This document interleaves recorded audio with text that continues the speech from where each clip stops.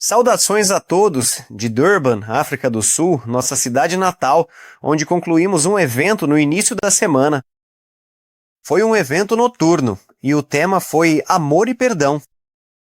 E foi inspirador ver uma amostra tão representativa da comunidade aqui vindo aprender como praticar essas duas emoções poderosas, amor e perdão, sendo o amor a emoção positiva, mas o perdão sendo tão importante quanto, porque é o ato de deixar ir a emoção negativa.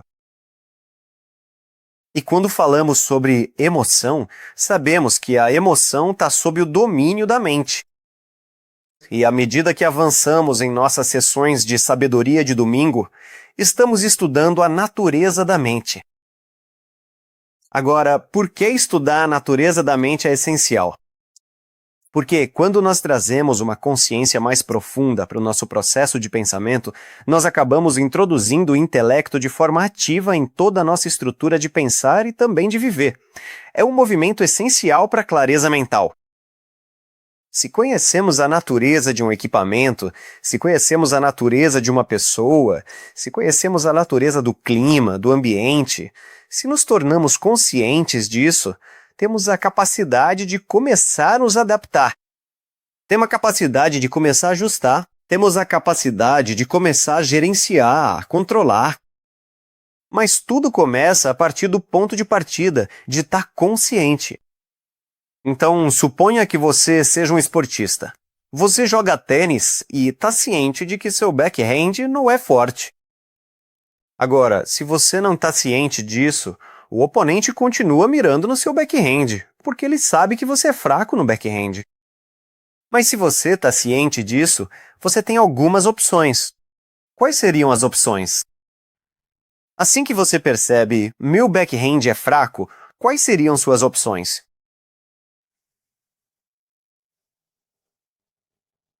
Jogar apenas com forehand. Você joga com seu forehand, você joga usando seus pontos fortes. Ok, o que mais? Fortalecer o backhand. Fortalecer o backhand. Eu posso praticar e fortalecer meu backhand porque percebo que ele é fraco. Eu jogo certas tacadas onde é fácil para mim devolver no backhand, mas sem permitir que a outra pessoa faça um ponto vencedor no meu lado fraco. Esse é o raciocínio. Agora, a mesma coisa com a natureza da mente. Se entendermos onde somos vulneráveis com a natureza da nossa mente, podemos ficar atentos a essas fraquezas, mas também estar cientes e fortalecer estas fraquezas para que nunca sejamos vítimas delas. Então, falamos sobre emoções e, especificamente na semana passada, falamos sobre a natureza da mente ter um instinto de rebanho. Ela tem uma tendência a buscar aprovação na sociedade, com os outros. Esses três aspectos que estamos cobrindo da semana passada e desta semana, então o primeiro foi o instinto de rebanho. O segundo são os gostos e desgostos. E é isso que vamos abordar hoje. A natureza da mente é gostar e não gostar. Então veja o gráfico na tela. Gostar e não gostar. E então o terceiro, que é o título da sessão de hoje, a mente ansiosa, preocupação e ansiedade. Essa mente causa tanto estrago com a preocupação e a ansiedade, e podemos dizer, vivendo nos tempos de hoje, aqueles de vocês que viram as notícias esta manhã, vocês dizem, não é razoável estar inundado de ansiedade? Há tanta incerteza? Sempre houve incerteza. A incerteza é um motivo para a ansiedade? E é nisso que vamos nos aprofundar hoje. A mente precisa ser ansiosa? Ou se a natureza da mente é ser preocupada e ansiosa, existe algo que possamos fazer com o intelecto para gerenciar essa tendência, essa inclinação da mente? Mas vamos começar com o primeiro. O primeiro, gostos e desgostos, vem de um termo em sânscrito, e descobrimos que ele remonta a 5.000 anos atrás. A natureza da mente é ter raga. Raga significa gostar, e dvesha significa desgostar. Então, raga, dvesha é gostar, desgostar. E isso é visto tão claramente em crianças pequenas. Então, para aqueles de vocês que têm netos, se vocês têm filhos pequenos, vemos que quando você é uma criança pequena, antes que o intelecto tenha a capacidade de surgir e então se desenvolver, esse ser é apenas uma força motriz de gostos e desgostos. A criança é atraída pelo que gosta. Elas evitam o que não gostam. E elas não têm intelecto para regular isso. Portanto, a necessidade de um guardião, de um pai ou mãe para guiá-las, para dizer, olha, você não pode ter só pirulitos. Você não pode ter só sorvete para comer. Então, os pais agem como intelecto, guiando a criança para, de vez em quando, sim, ter o que gosta. Mas você não pode evitar o que não gosta. Você precisa da nutrição. Você precisa garantir que não brinque de uma maneira que se machuque. Então, o adulto guia a criança para garantir que os gostos e desgostos da criança sejam monitorados. Mas, à medida que crescemos, o adulto em uma pessoa crescida, em um adulto, é o intelecto. E a mente ainda permanece uma criança, procurando pelo que gosta, procurando pelo que não gosta. Então, na sessão que tivemos em Durban, uma das perguntas feitas foi: o que é mais importante, gostar ou amar? E o que você diria? Como você responderia essa pergunta? Porque parecia que a pessoa estava inclinada a pensar: isso significa que devemos encontrar alguém de quem não gostamos? Essa não é a mensagem. Se um relacionamento é construído apenas sobre a base de gostar, em vez de amar de verdade, precisamos entender que os gostos são passageiros. Eles vêm e vão com muita facilidade, enquanto o amor é o que realmente sustenta a relação a longo prazo. Eles são temporários. Seus gostos podem até mudar conforme o corpo muda, conforme o tempo passa, conforme a oferta e a demanda ditam o que podemos gostar ou não. Gostar está sujeito a flutuações. Mas o amor vai mais fundo do que o gostar. Você ama a pessoa por algo que ela é, essencialmente, sua natureza. Portanto, a natureza não muda facilmente. Então, se você está procurando um relacionamento de longo prazo, você deve optar pelo amor. Mas a maioria das pessoas, porque quase 90% da população funciona com base na mente, seria guiada pelo Ragadresha da mente, o gostar e o não gostar. Se uma pessoa atende ao seu gostar, elas dizem, eu te amo. Não, eu gosto de você. E assim que a pessoa para de atender aos gostos e desgostos, você mudou.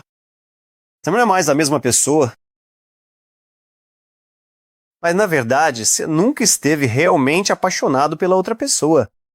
Você estava apenas amando a si mesmo e o que a outra pessoa faz para atender aos seus gostos e desgostos. Agora, vamos analisar aqui. Qual é o problema com gostos e desgostos? No Bhagavad Gita, fala-se sobre os diferentes tipos de prazer. No capítulo 18, fala-se sobre a felicidade falsa, o prazer falso, que é a felicidade que surge do contato do órgão sensorial com o objeto. Parece muito técnico. Tudo o que está dizendo é órgão sensorial com objeto. Significa que você tem um sorvete. No início é como néctar, mas no final como veneno. Isso é considerado rajásico, não é ideal. Mas se quisermos alcançar o verdadeiro prazer, a verdadeira felicidade, é o oposto. Então, enquanto a felicidade do prazer falso tem um começo, tem um fim, não dura muito tempo, é néctar no início, veneno no final. Mas a verdadeira felicidade, não a felicidade do gostar e não gostar, pode ser veneno no início, mas néctar no final. E qual você escolheria? Se você visse duas estradas divergindo, Uma estrada parece absolutamente lisa, lindamente asfaltada, mas depois de alguns quilômetros vira escombros.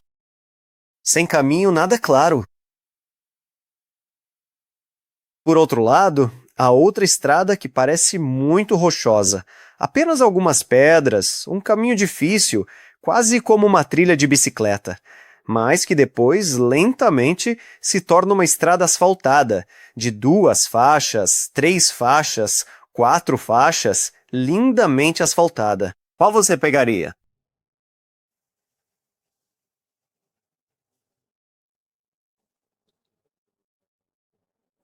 Veneno no início ou néctar no início? Qual estrada você pegaria? Veneno. E essa é a beleza do assunto. É porque ninguém, ou muito poucos, pensam e olham lá na frente para ver no que a estrada vai dar. Nós gravitamos em direção ao caminho mais fácil e rápido, que é conveniente, que é de fácil acesso. E pegamos esse caminho específico e pensamos: ah, é isso, essa é a vida.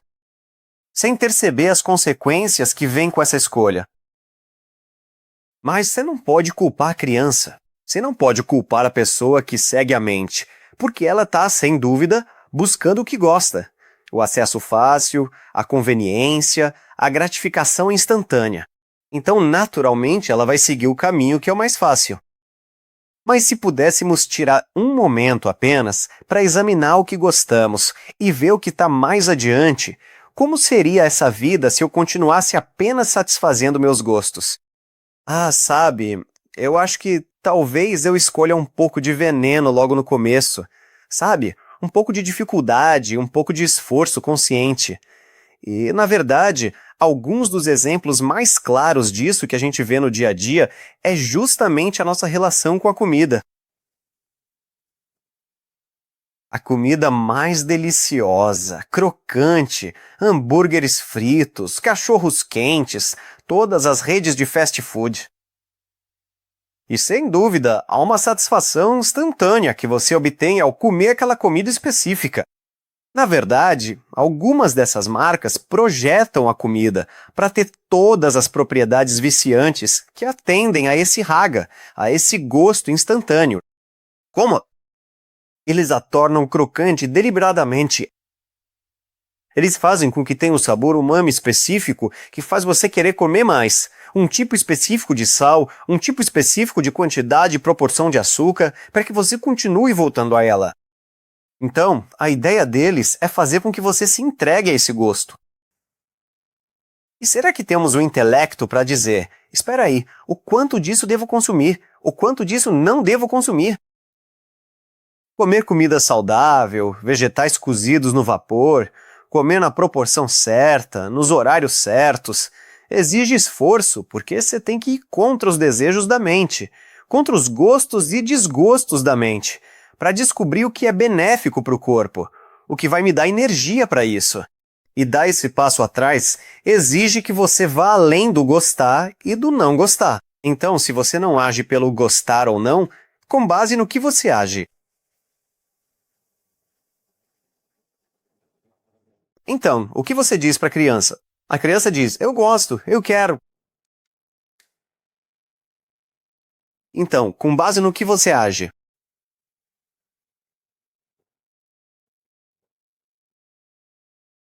Intelecto, intelecto. E quanto ao intelecto?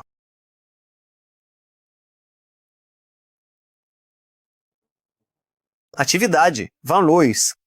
Os valores do intelecto, certo? Sim. Então, um valor pela saúde. Objetividade. Objetividade, sim. Isso é o intelecto sobre a mente. Sabedoria, conhecimento e consciência. Hum. Das próprias obrigações.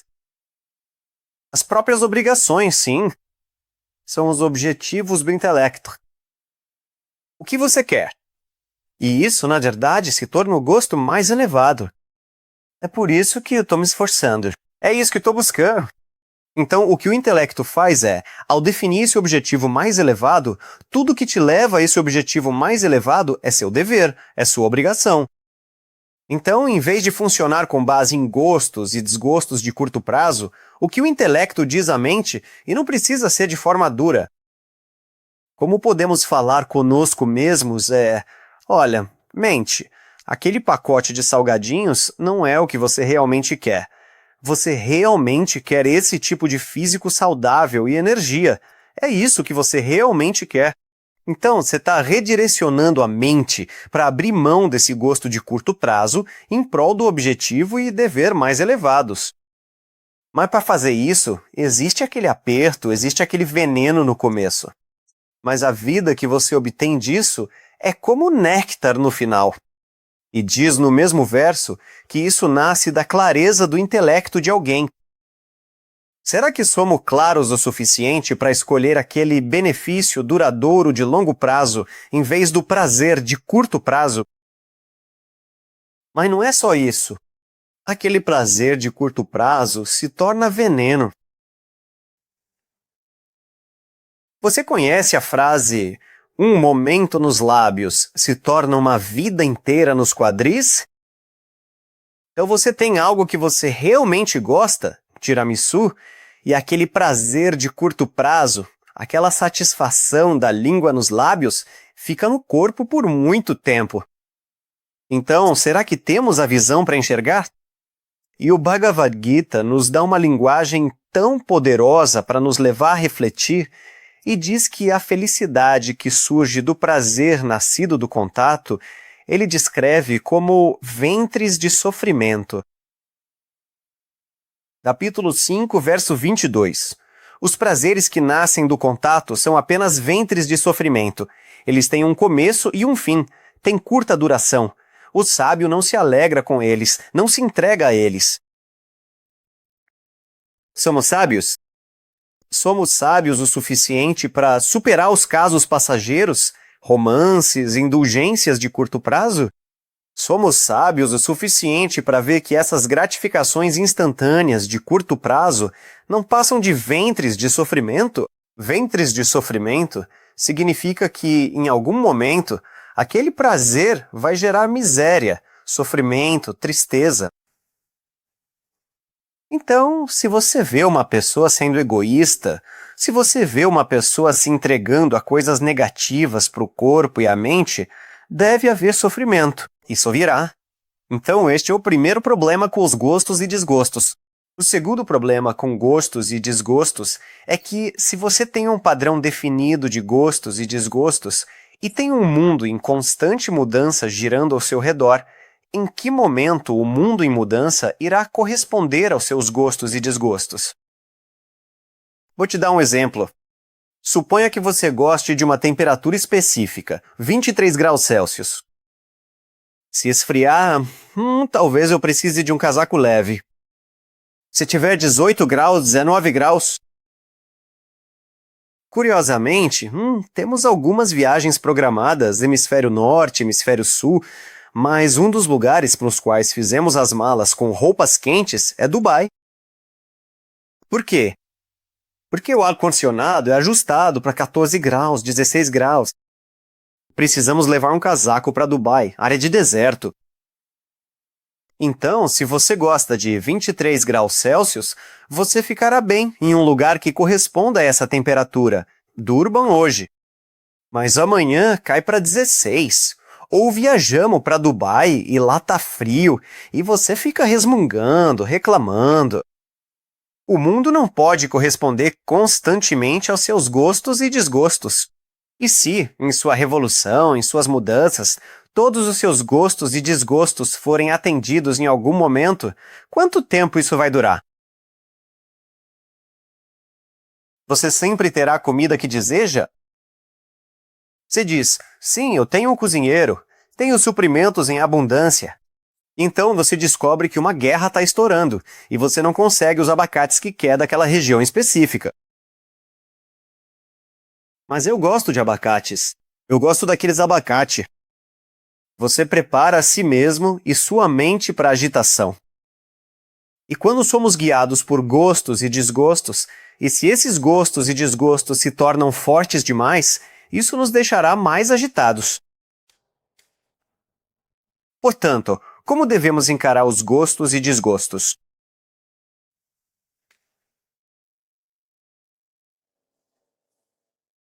Como nos relacionamos com eles? Equilíbrio. Certo. O que você equilibra?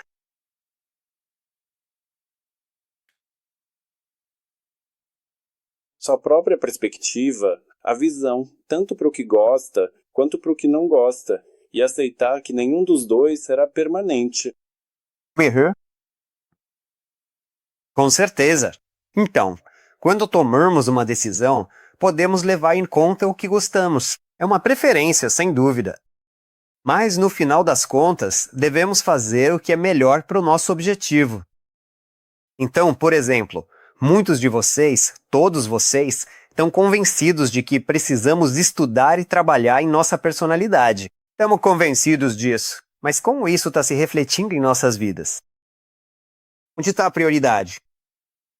E percebemos que muitas vezes escolhemos dormir uma hora a mais em vez de acordar e investir em nossa personalidade.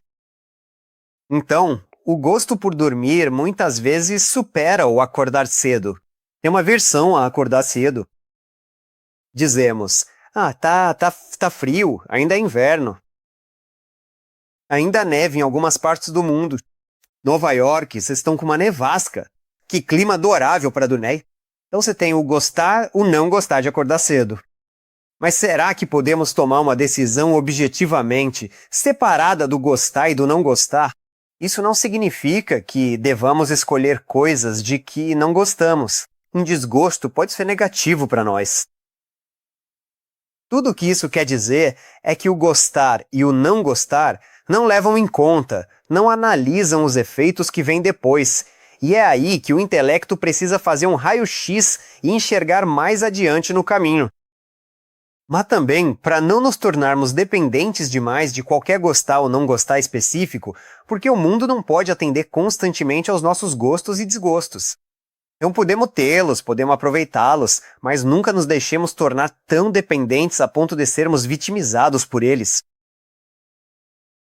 Swami Parthasarathi, neste livro que estamos analisando, A Queda do Intelecto Humano, ele diz, e esta é a mensagem: gostos e desgostos fazem parte da sua vida.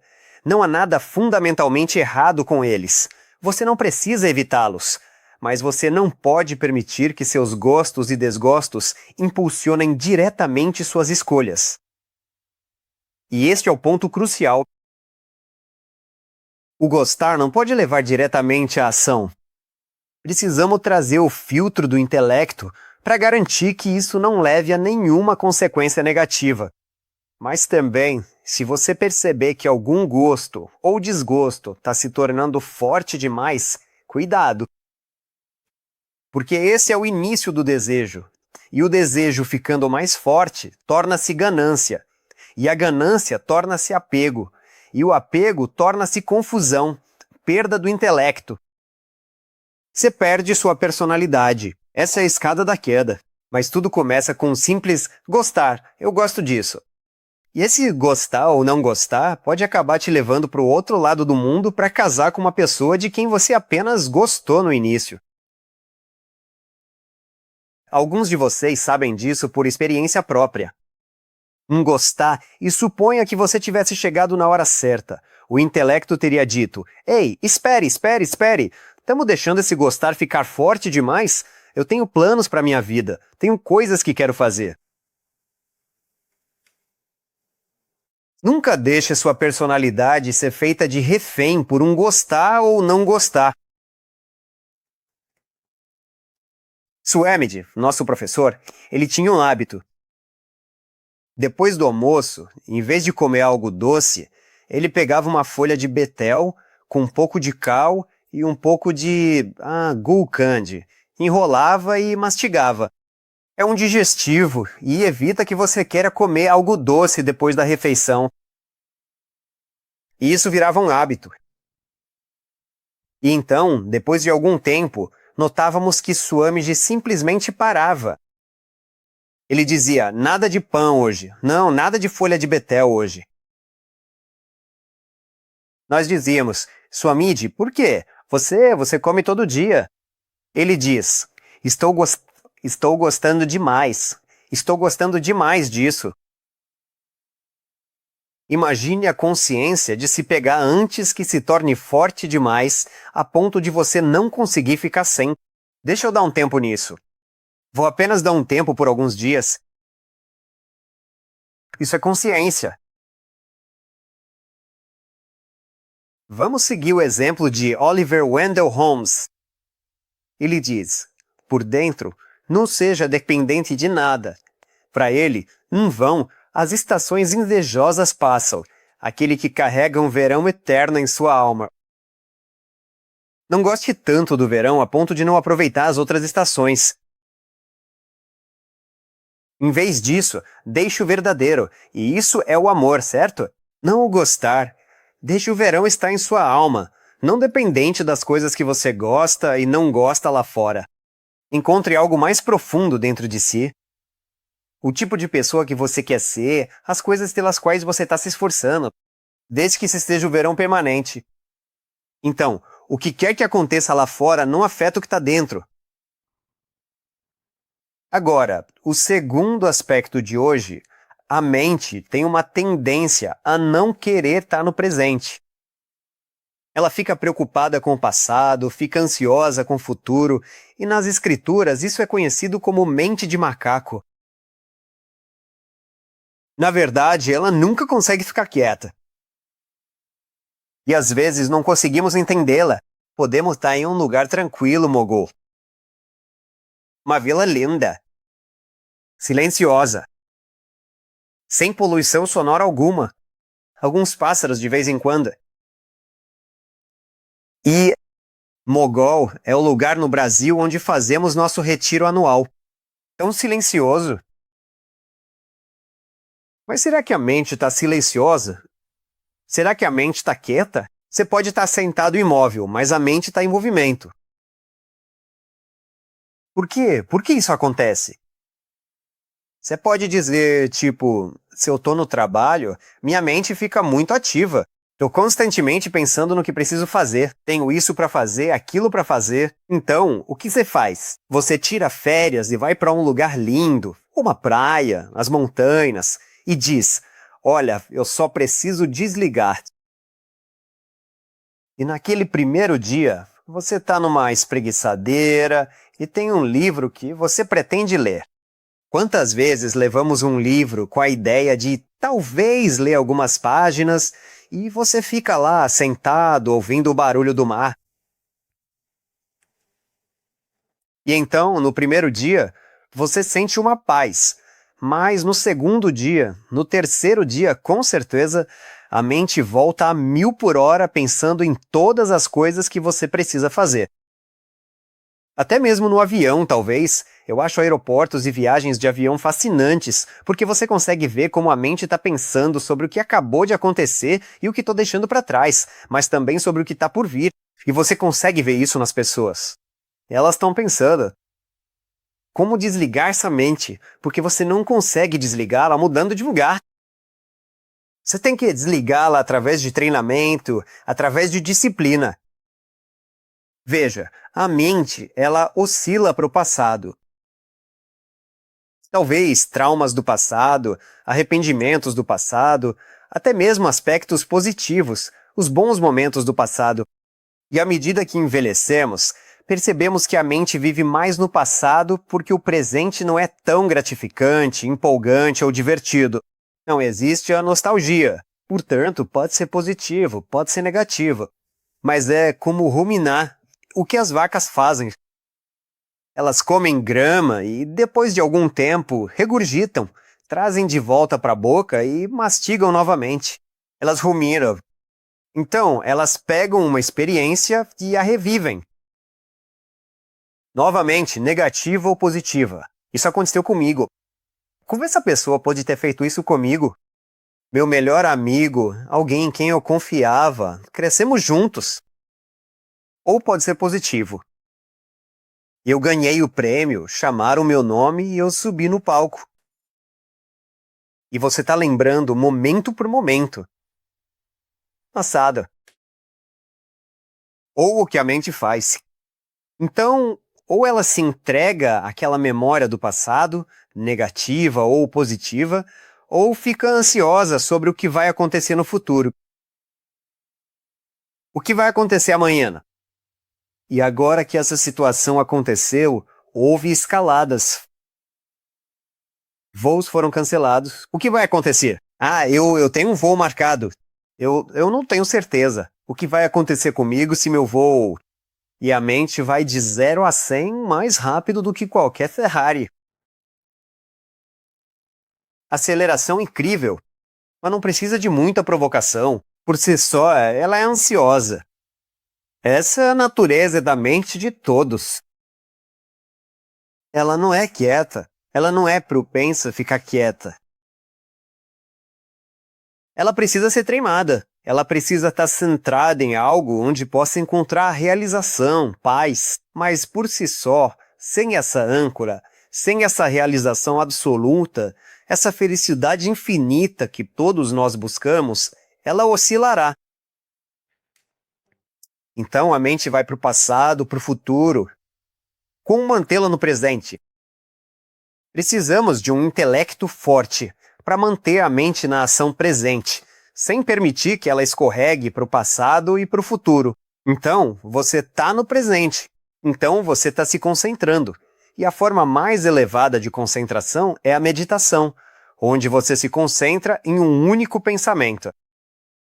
Imagine manter a mente em um único pensamento. Mesmo agora, apenas manter a mente na aula e no conteúdo aqui é um esforço tão grande, tão difícil. Talvez estejamos pensando no fim de semana, no que falta fazer ou na refeição depois desta aula, sentindo um pouco de fome. A mente faz isso. Ela vai para o passado, futuro, passado, futuro. Na medida em que nosso intelecto consegue manter a mente na atividade que queremos, melhora a concentração. Uma concentração melhor significa um resultado melhor da ação. Você obtém melhor produtividade, melhor assimilação do conteúdo, mas isso vale para todas as atividades. E a forma mais elevada disso é quando você consegue manter a mente em apenas um pensamento.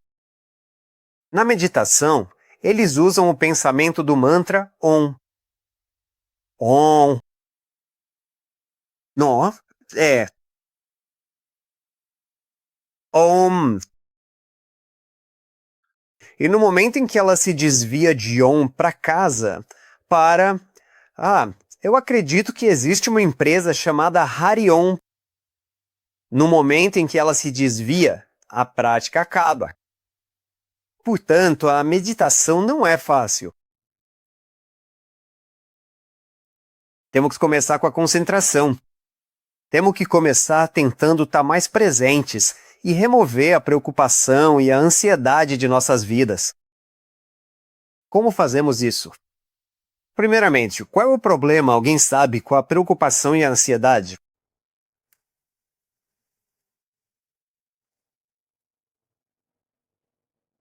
Te cansa.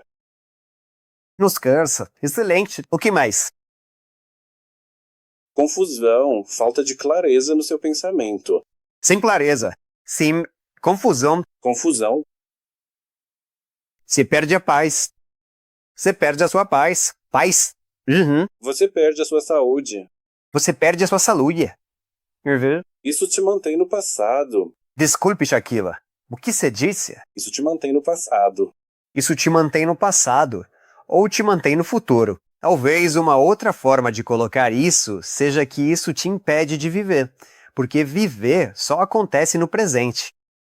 Então, se você está no passado ou se você está no futuro, você perdeu o momento diante de você. E quantas vezes já vimos que, se estamos preocupados com algo que está acontecendo no trabalho, não estamos presentes com a família à nossa frente. Não estamos lá com o parceiro à nossa frente. Ou vice-versa. Se algo está acontecendo em casa, não estamos lá no escritório. Estamos no passado ou estamos no futuro? Não estamos vivendo. Estamos vivendo em uma simulação da mente, muitas vezes vinda do passado ou de uma ansiedade projetada do futuro.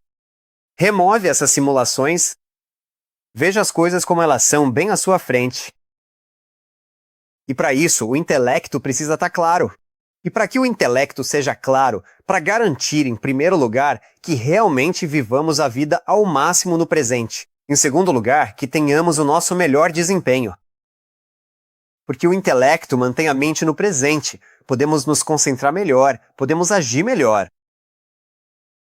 E em terceiro lugar, a dissipação de energia não acontece através da atividade. Essa é uma dissipação limitada. Mas sim através da dissipação desnecessária de estar no passado e no futuro. Na verdade, o segredo para a longevidade, o segredo para a juventude e energia é estar no presente. As pessoas perguntavam ao Swamiji, imagine, com 90 anos, viajando pelo mundo. Swami, qual é o seu segredo, Swami? Como você é tão jovem viajando pelo mundo aos 90? A pele também está ótima, você parece jovem. E ele dizia... E as pessoas esperavam que ele compartilhasse, talvez, o regime de vitaminas que ele seguia, sua dieta. Eles esperavam por algo assim que pudessem copiar facilmente. Swamiji dizia, sem preocupações com o passado, sem ansiedades pelo futuro.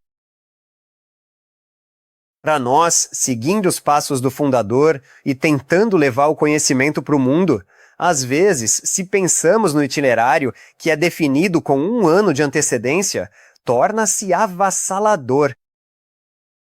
Mas se você levar dia após dia, é muito administrável. O que eu preciso fazer a seguir? Então, aquela jornada de 1.600 quilômetros, você olha para ela, 1.600 quilômetros, tão longe. Ah, meu Deus, eu terei os recursos? Eu terei a energia? Eu terei a idade para chegar lá? Você consegue ver o próximo passo? O próximo passo para esses 1.600 quilômetros? Sim. Lê o próximo passo. Então, como trazemos esse tipo de atenção plena, que é como a sociedade costuma chamar, mas eu diria intelectualidade? Como trazemos essa intelectualidade para o nosso dia a dia? A primeira coisa é entendermos que essa mente divagando pelo passado e pelo futuro não é uma força, é uma fraqueza. Às vezes nós glorificamos isso e chamamos de multitarefa. Mas, na essência, é porque não somos capazes de nos concentrar em uma coisa de cada vez. E é por causa da inquietação da mente. Então, estamos incentivando. Talvez, assim como estamos subconscientemente, inconscientemente, ignorantemente, incentivando nossa mente, nossos filhos e nossos entes queridos, nós atendemos aos gostos e desgostos, tornando esses gostos e desgostos ainda mais fortes. A mesma coisa que fazemos quando somos multitarefa, quando tentamos fazer muitas atividades ao mesmo tempo, em vez de apenas praticar a arte de estar presente. Então, primeiramente, a consciência de que estar distraído, indo para o passado e para o futuro, é prejudicial à nossa energia, à nossa paz e a viver a vida plenamente. Em segundo lugar, entender que é aí que a energia se dissipa. Então, se eu quiser conservar minha energia, preciso descobrir como está no presente. Havia um grande Swami que viajou pelo mundo em 1906. O nome dele era Swami Ramatirtha. E Swami Ramatirtha, ele viajou da Índia para os Estados Unidos e para o Japão, sem dinheiro no bolso, porque ele não tinha bolsos. Ele costumava usar as vestes de sannyasi, as vestes cor de ocre. E um senhor no navio, enquanto eles iam para os Estados Unidos, disse: Swami, você não tem dinheiro. Você não conhece ninguém nos Estados Unidos. Com quem você vai ficar? E Swami Ramatirtha respondeu: Eu conheço uma pessoa. E o americano perguntou: Quem? Eu conheço você. E o americano riu: Swami, essa foi boa. Sim, claro, você pode ficar comigo. E a história conta, ou os registros mostram, que ele acabou conhecendo o presidente. Ele correu a maratona de Boston e venceu, aparentemente, e viajou por todos os EA. E repórteres iam até ele porque ele era um professor jovem, espirituoso, altamente inteligente e culto, e eles faziam perguntas a ele porque gostavam de suas respostas. E um jornalista perguntou a ele: Swami, o que você faz para descansar? E ele respondeu: trabalho intenso é descanso. Por quê? E como dizemos isso? Porque quando você está trabalhando intensamente, significa que você está absolutamente no presente. Você está no fluxo. Ayrton Senna, grandes esportistas, eles falam sobre estar na zona. Nada mais está na mente, exceto a atividade presente. Que prazer de assistir. E pode ser qualquer coisa. Pode ser jardinagem, pode ser cozinhar. Mas quando você vê uma pessoa completamente no presente, é poesia, porque trabalho intenso é descanso. Não há dissipação de energia. Passado, futuro, passado, futuro. Winston Churchill, ele fala sobre a futilidade de se preocupar com o passado. O passado está morto. Não se deve permitir que ele afete o seu presente. E nós não permitimos que esses aspectos do passado pesem sobre nós se nos tornarmos conscientes de que é história. Acabou. Até mesmo traumas. Nós devemos decidir como queremos seguir em frente. Mas então, o que fazemos com esses arrependimentos do passado? Ou com essas escolhas e erros que cometemos no passado? Não os ignore. Traga-os à tona, mas resolva-os e decida tratá-los como um estudo de caso. Analise-os, porque o propósito da história, ou o propósito do passado, é aprender com aquele incidente. Pegue os dados, pegue as lições, tire o aprendizado disso e encerre o assunto. Arquídeo.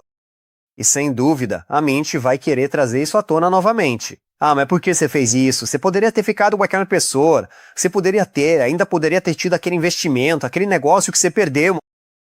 E você diz, eu aprendi com isso. O valor que eu poderia ter obtido com aquela experiência, eu já absorvi. Eu encerro você. E sem dúvida, a mente pode trazer isso à tona. Dispensar gentilmente, porque agora você já resolveu isso. Então não apenas empurre para longe. Analise. Sim, isso aconteceu. O que eu aprendi com isso? O outro lado disso é a preocupação constante com o futuro incerto. O futuro é desconhecido. Nós não sabemos o que vai acontecer. O que nós sabemos é a nossa ação. Então, se nós colocarmos nossa melhor ação, isso é o melhor que podemos fazer. O resto, nós deixamos. E, com sorte, nossa ação por si só é suficiente, mas existem outros fatores envolvidos, então não podemos saber com certeza. O futuro é um mistério. Mas, em vez de depositar todas as nossas esperanças no futuro, vamos tentar encontrar contentamento na ação presente. Agora, nós vivemos por um resultado futuro. Então, o que acontece?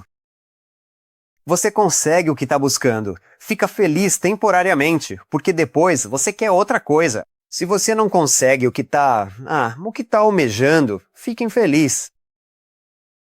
Então, em ambos os casos, viver pelo futuro ou pensar constantemente no futuro não traz nenhum benefício a curto ou longo prazo, porque mesmo que você obtenha o resultado, sua mente não fica satisfeita. Precisamos aprender ou treinar a mente para ficar satisfeita com o trabalho que estamos fazendo agora, no presente. Estou contente com esta ação que estou realizando? Estou contente com esta vida que estou vivendo? Mas se você está depositando sua felicidade presente em um resultado futuro, não há garantia de que você será feliz. Porque naquele momento, se você conseguir, a mente vai querer outra coisa. Esse tipo de vida não faz sentido, e ainda assim todos nós embarcamos nessa. Por quê? Instinto de manada. E se pensarmos na alternativa, como ser feliz agora com o que temos? Isso nos torna preguiçosos? Isso nos torna menos ambiciosos? Não.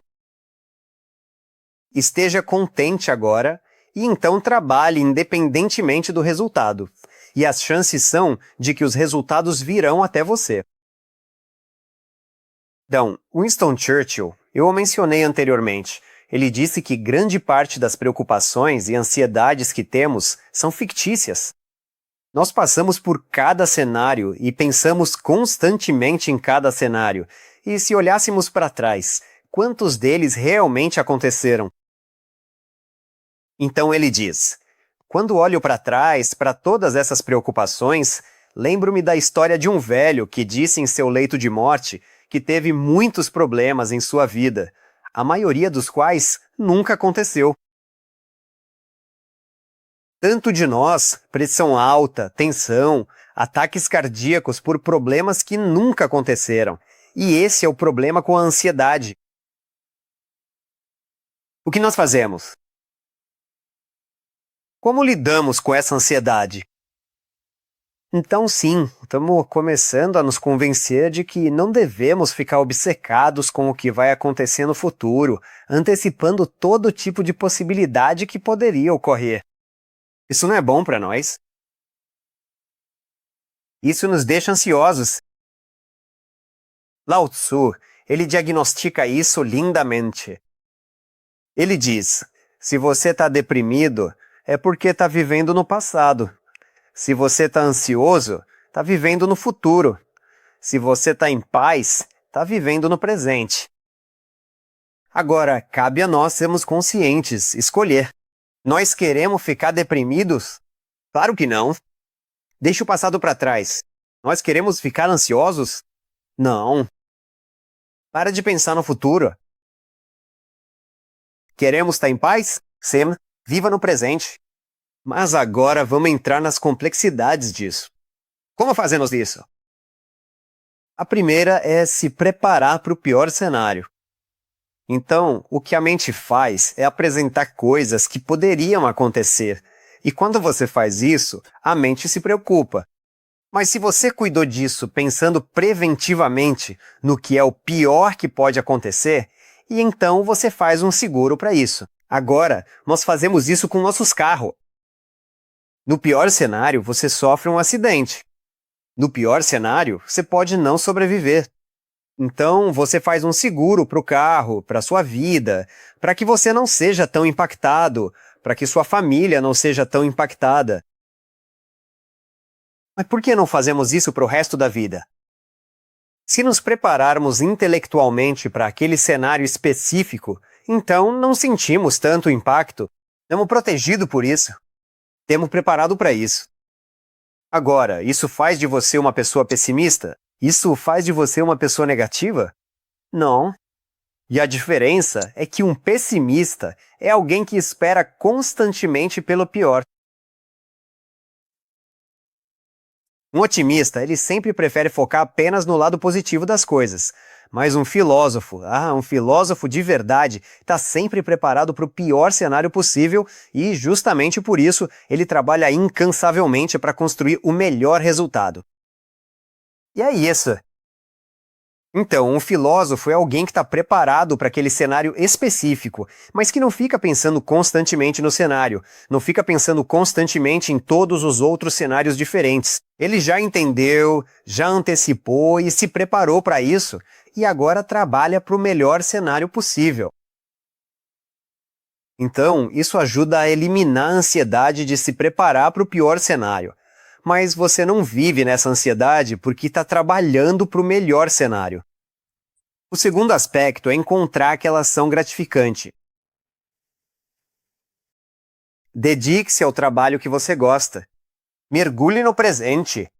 E uma boa maneira de fazer isso, já que a natureza da mente é ir para o passado ou para o futuro, é preencher o seu dia.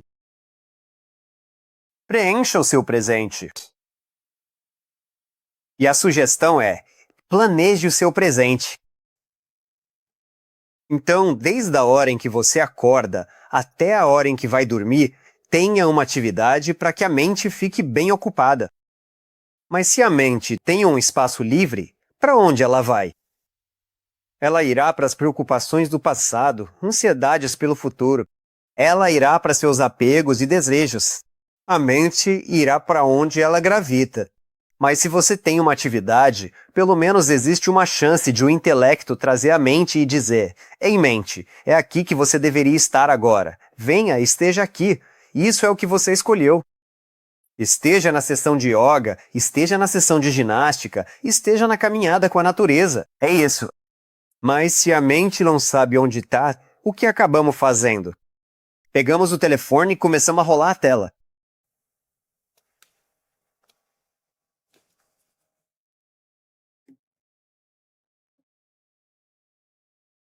Coisas que tornam mais difícil controlar a ansiedade é que essa habilidade de manter a mente no presente é uma atividade do intelecto. Mas se tornamos a mente mais forte e o intelecto mais fraco, como? Pela exaustão. Então, se você está cansado, se você está com a bateria fraca, é muito mais difícil para o seu intelecto engajar a mente e mantê-la no presente. Você não tem mais forças, então a mente simplesmente inunda a personalidade. Portanto, um aspecto importante para cuidar da ansiedade é garantir que você não esteja cansado, que você não esteja se esgotando demais. Então, até mesmo para concentração, entender qual é o nosso limite de concentração e você ficaria surpreso. Não é muito tempo. Talvez meia hora de cada vez, talvez 40 minutos, e então você percebe que sua mente começa a divagar.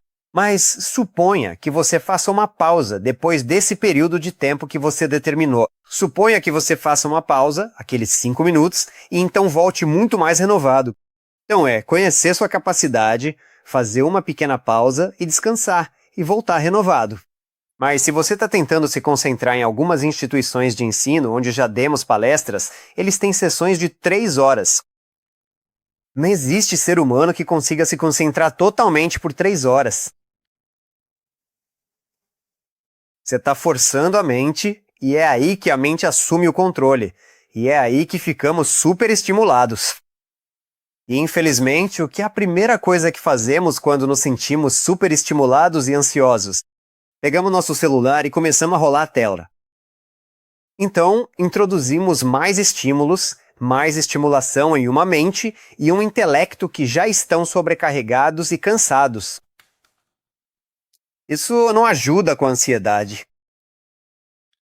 Portanto, sem dúvida, essas poucas práticas de descanso, sono, gerenciamento de dispositivos e gerenciamento de estímulos são fatores externos. Mas o verdadeiro aspecto que controla a ansiedade é o intelecto. Você desenvolve o intelecto. O intelecto é capaz de manter a mente onde você quer que ela esteja, no presente, na atividade que você decidiu. Mas a maneira mais elevada de lidar com a ansiedade, a maneira definitiva, é que, assim como estamos fortalecendo o intelecto para gerenciar a mente, também estamos aprendendo sobre o absoluto. Que a parte real de nós, a verdadeira essência de quem somos, não é a mente, não é o intelecto. É o eu interior. E em vez de nos identificarmos com um dos aspectos, a mente, que flutua, ou o intelecto, se movermos a identificação para o eu, o espírito, a parte real de nós, e virmos isso no diagrama. Todo ser humano é composto de matéria e espírito. A matéria é o corpo, a mente, o intelecto. O espírito que vivifica a matéria é o eu, com E maiúsculo. E se nos identificarmos com o espírito, nos desapegamos das emoções da mente. Então, a mente pode passar pelas emoções, a mente pode passar pela ansiedade, mas você não é afetado porque mudou a identificação do você da mente para o eu. E da varanda do eu, você observe a mente. Você não é afetado porque tem objetividade completa. Mas isso vem através de mergulhar nesse conhecimento do Vedanta, ficando saturado com a ideia, a verdade, de que você é o eu infinito e não essa mente flutuante. E na medida em que você sabe disso, Na medida em que você se torna isso, você pode observar a mente passar por todas as suas emoções. E a mente pode sentir alegria, tristeza e ansiedade, mas você permanece sempre livre. Assim como um ator interpreta um papel em um filme e passa por todos os altos e baixos do filme, mas internamente ele é absolutamente livre, porque sabe que está apenas interpretando um papel. Essa é a objetividade mais elevada, e essa é a solução definitiva para a mente ansiosa. Alguma pergunta?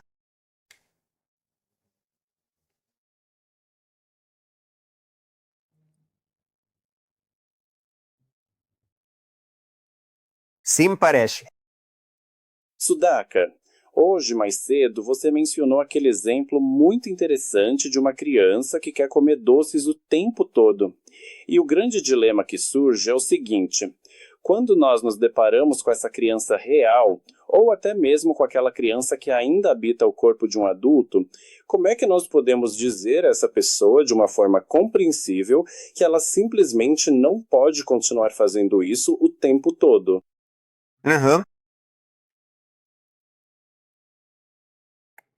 Para a criança, falta o intelecto para compreender as consequências.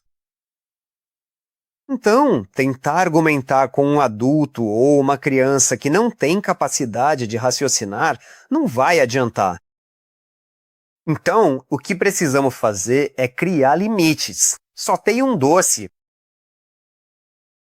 Então, quando você usa essa linguagem, a criança entende. Só tem um doce? Ok, eu quero esse doce. Mas então, a ideia de outro não surge porque não existe outro. E é aqui que os pais precisam entender a natureza da mente, a natureza da criança. Muitas vezes, os pais entram em uma discussão sobre besteiras. A pergunta deveria ser: por que tem besteira em casa? A criança vai se sentir atraída por isso e vai haver uma discussão sobre o assunto. Existe a discussão perene que notamos quando ficamos com diferentes famílias ao redor do mundo. A grande discussão entre pais e filhos é sobre quanto de alguém? Tempo de tela e tantas discussões sobre se você está jogando videogame demais, se está assistindo a muitos filmes. Quanto tempo de tela? Eu digo, por que a tela está lá em primeiro lugar? Quem deu a tela? Por que tem uma tela em cada cômodo da casa? E é exatamente assim que, seja na criação dos nossos filhos ou em situações onde temos a tutela de alguém, precisamos realmente entender a natureza da mente humana e, acima de tudo, nos proteger contra ela. É um processo fundamental. Então, mesmo para nós mesmos, quando sabemos que a mente tem uma forte preferência, não devemos criar aquele ambiente que permitirá que a mente sucumba. Portanto, se sabemos que temos tendência a gostar de álcool, não faça suas reuniões de negócios em um bar.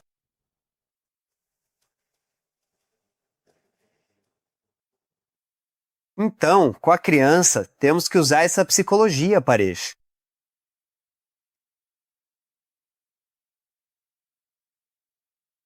Eu tenho se me permite, uma pergunta sobre meditação, porque, quero dizer, eu medito há algum tempo e às vezes eu não faço, mas estou tentando fazer com mais regularidade agora.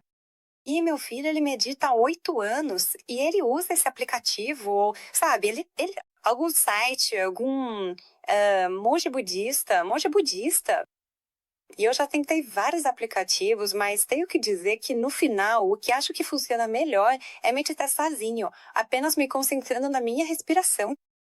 E o que realmente me irrita nesses aplicativos é que sempre tem alguém falando ao fundo, te dizendo como fazer. Mas eu gostaria de saber, tipo, pragmaticamente, qual é a melhor maneira de aprender a meditar bem ou de forma eficaz? Depende de como definimos meditação. E hoje a meditação é usada para todo tipo de prática, onde existe até meditação de abraçar árvore. Você vai lá e abraça uma árvore. Tem pessoas que chamam a dança de uma forma de meditação. Mas se voltarmos à verdadeira origem de onde a meditação foi introduzida, percebemos que ela é, na verdade, o mais alto exercício intelectual possível, onde temos o pensamento observando outro pensamento.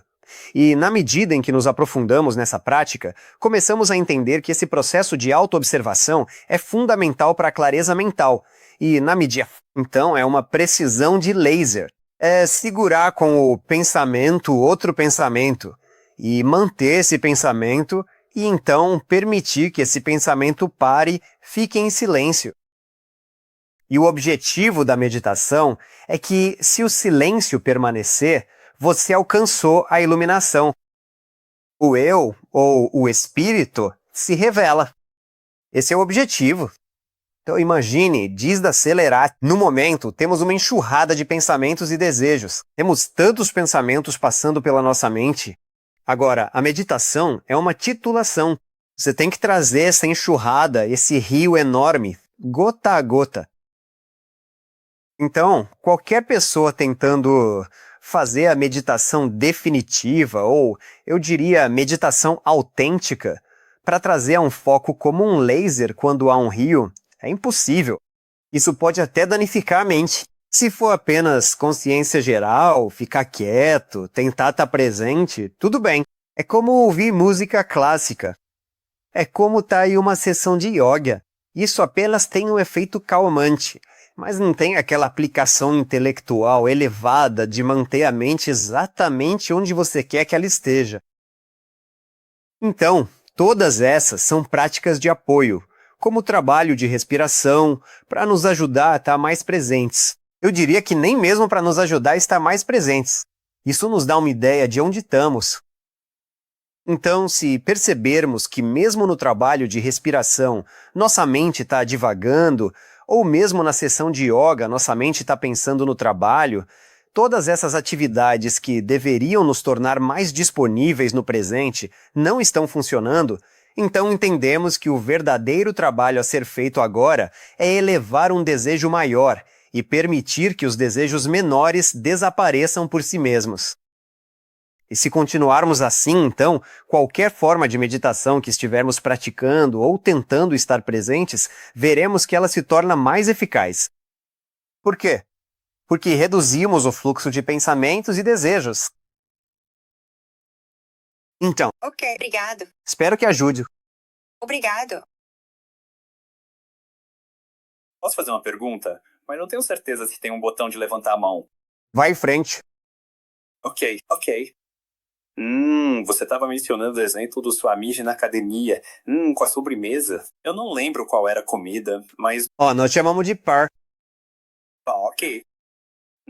E reconhecer que você gosta demais daquilo e dar um basta nisso. Agora, isso também se aplica a desejos mais elevados e, digamos, trabalho e ação? Então, se você, trabalha muito e se envolve realmente nisso, talvez em um grau excessivo, mas isso, na verdade, leva à realização de um grande trabalho. Eu consigo imaginar que provavelmente grandes obras de arte e literatura no passado foram feitas com uma quantidade incrível de energia, talvez uma quantidade excessiva de energia. E sabe, eu consigo me lembrar de situações na minha vida, na universidade, eu ficava trabalhando em um projeto e ia até às 4 da manhã. Eu gostava tanto que não conseguia parar, sabe? Com certeza. Então a pergunta será que essa moderação também se aplica a esses desejos mais elevados? E como você equilibra isso quando sabe que quanto mais você trabalha nisso...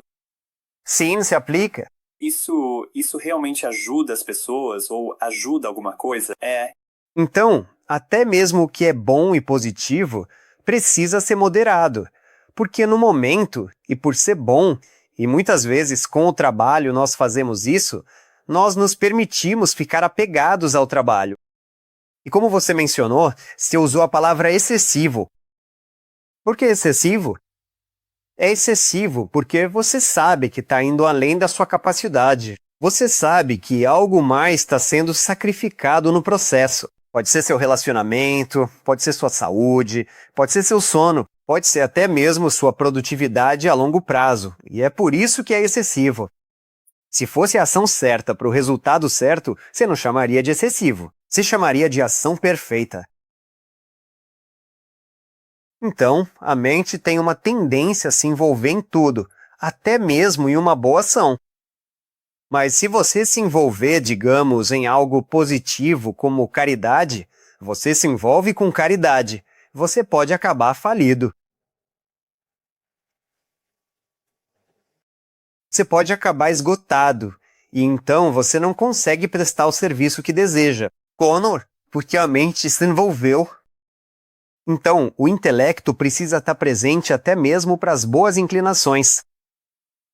Você gosta demais de exercícios, e porque gosta demais de exercícios, há uma tensão, há um esforço excessivo que te impede de se exercitar. Eu diria para tomar cuidado com as coisas de que você gosta mais do que com as coisas de que você não gosta. As coisas que você aprecia, e especialmente as coisas que são voltadas para o serviço, que são positivas, a mente justifica. Ela diz, não, é por uma boa causa, é por uma boa causa, não tem problema se custar a sua saúde. Pense além disso, olhe mais para o futuro. Então, para nós, estamos constantemente pensando nisso, porque não tiramos nenhum dia de folga. Nós não tiramos fins de semana, nem feriado. Estamos constantemente compartilhando conhecimento. Mas nosso objetivo é como fazer isso de tal forma que possamos continuar indefinidamente, para que não estejamos esgotados com todas as viagens daqui a 10 anos, mas sim como continuar fazendo isso até morrermos. Mas isso significa que tem que haver descanso durante o dia. Então é uma parte muito importante do nosso estilo de vida. Tem que ter uma boa alimentação durante o dia. Tem que ter um bom sono durante o dia. Então, se tudo isso for bem cuidado, você consegue continuar fazendo aquilo que você realmente valoriza e gosta por mais tempo. Por quê? Porque você valoriza muito isso. Obrigado, pessoal. Nos vemos na semana que vem.